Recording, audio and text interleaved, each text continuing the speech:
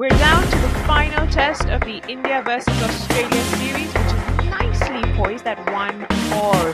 This is World Cricket Chat, and I am Shruti Chopra, your tarot reader, along with me, as always, our cricket analyst and blogger, Suneer Chowdhary. Hey, Suneer. Hi, Shruti. How are you? I am doing very, very well, but it's not been a very long gap between the third and fourth test, yet so much seems to keep happening. Surely we can't let whatever's happening off the field slide aside without a word on it. Suneer, before we move on to the cricket, where are we headed to with all that's happening away from the cricket? Shruti, I'll start off with the good news first. And it was a good news that James Sutherland, the Cricket Australia chief, also said at the end of his chat on a radio show in Australia. In a couple of weeks from now, the IPL begins and almost everything will be forgotten and forgiven, and everyone will move on and get on with the business of playing cricket and earning a little money on the side. But before that, for the next 1 week or so, all I can hope for is for things to not implode very badly. And there are signs, there have been a lot of signs that things could go horribly wrong if a check isn't maintained on the emotions. The ICC had that chance after the Bangalore Test match, but they let the things fester on, and here's where they are right now. And that was a real surprise to me. And you know what was more of a surprise? Of all the things that have happened, you wouldn't expect a cricketer to be compared with Donald Trump. That has to be one of the most bizarre things I've heard in some times. But I also understand where that particular writer who made that comparison was coming from. The best way to get famous these days or get those extra retweets or followers on Twitter or whichever social media you're following is to make bizarre headlines like those. And we have seen some ex-cricketers do that as well in the past when it comes to releasing their books, their autobiographies. And this is probably one of those rare occasions when someone in the media has done the same. See, I read that article in which the writer has compared Kohli with Donald Trump. And frankly, the supposed relationship is so convoluted that I wonder how hard it might have been for him to come up with that. Kohli injured his shoulder, Glenn Maxwell mocked him. The broadcasters showed Steven Smith allegedly mocking him, and Kohli gave it back by mocking a couple of Australian batsmen when they walked back. The Steven Smith mocking was probably out of line because the broadcaster had somehow managed to goof up with the pictures. They went and apologized to Smith and company. But after all this, the writer just jumps on to compare Kohli with Trump. And it's strange, but I really don't understand where it comes from. And that's probably because you usually expect the Australian media, when teams tour there, to come up with such things to kind of rattle the captain. This is one of those very few rare occasions when it has happened away from home. So well done, Australian media, and specifically for that particular writer. So, you know what? What I really found funny and ironic, I'm going to touch back onto that James Sutherland radio interview.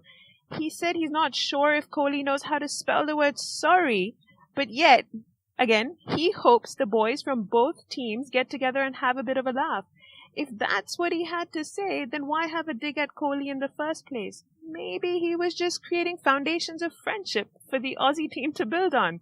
Okay, now can we move on to the cricket then? Yep. Speaking of that, adding some fuel to the fire, probably to try and get some brownie points on the lead up to the crucial contract signing between Cricket Australia and the cricketers.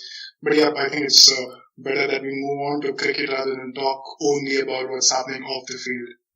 The other major topic going into any test this season has been the pitch and play.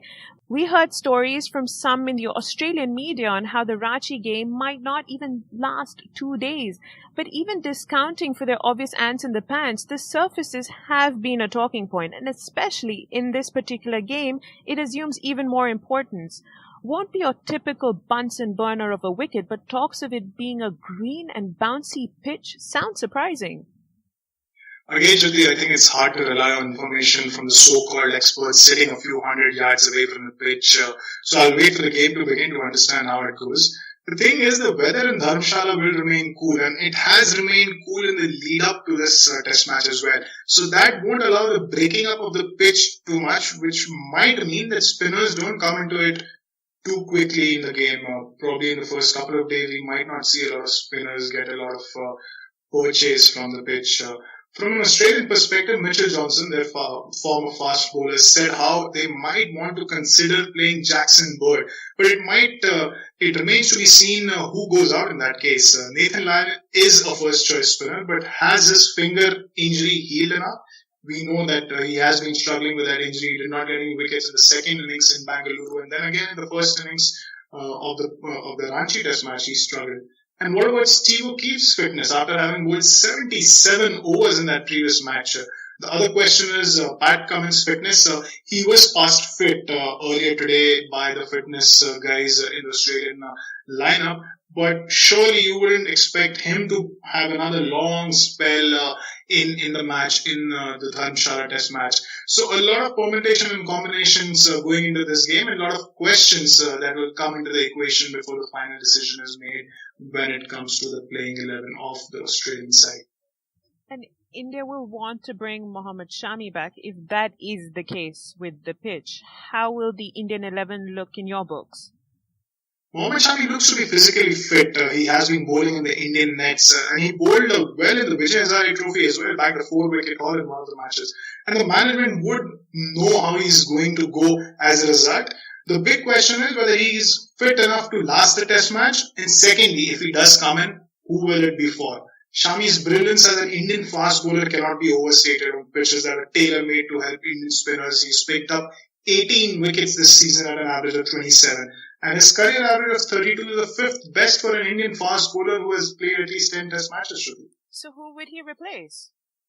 Well, there are two viable options. India brings in a third seaman for a batsman, in which case Karun Nair might have to sit out, or they replace Ishant Sharma with Shami.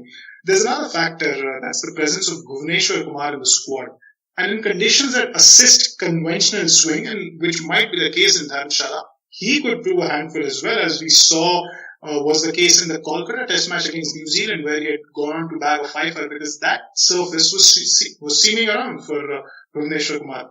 But then, who do you replace if you want to play both Shami and Bhuvneshwar Kumar? Again, India might have a tough time selecting the 11 as well, but it could all boil down to how the pitch seems to be on the day of the toss.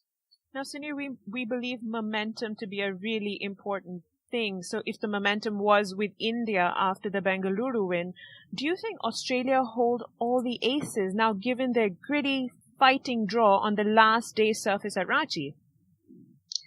Well, if we have learned anything from the series so far, is that momentum has counted for very little given how things have gone between test matches and even within a test match. Australia won a supposedly important toss at Ranchi, I thought, got to 331 for 4 at one stage with their partnership between Smith and Maxwell, and then fell away to 451 all out, which I thought was below par given the situation and given the surface.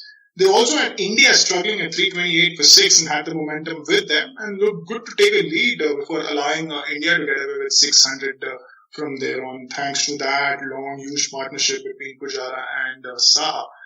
And then they lost 2 wickets on day 4 before that famous Marsh-Hanscom partnership, which brought them back into the match and into the series and helped them go into this game 1 game apiece.